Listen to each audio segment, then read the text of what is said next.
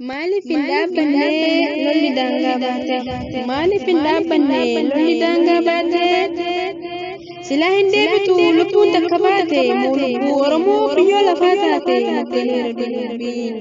Nuuf galeera dubbiin ijoo lola kanaa akka fira taate. Ijoo lola kanaa akka fira taate.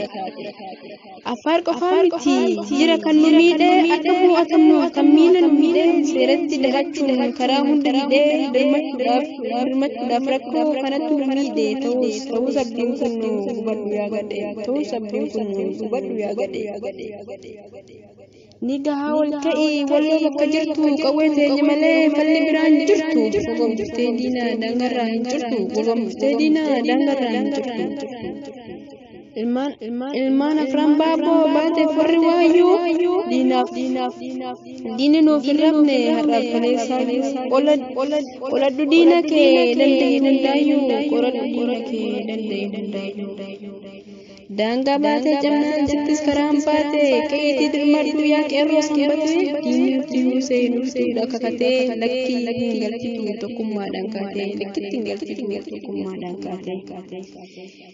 Eessa jirtu laata warri hasanammee eessa jirtu laata warri hasanammee qorii fi hartummaa qe'eetii dirmadhu garsiisi aantummaa gaafa xiqqeef rakkoo nama walii dhimma gaafa xiqqeef rakkoo nama walii dhimma. Dubbii lafaa lafee eenyutu irraa hafa eessa jirtu laata warri daawaa caffaa qe'eetii dirmadhu warra wereeru mogaleetti cabsi warra nu weeraru mogaleetti cabsa.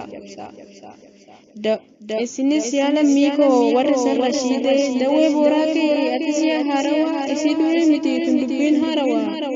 Humna waliif taanee mee haatimu qaawaa humna waliif taanee mee haatimu qaawaa.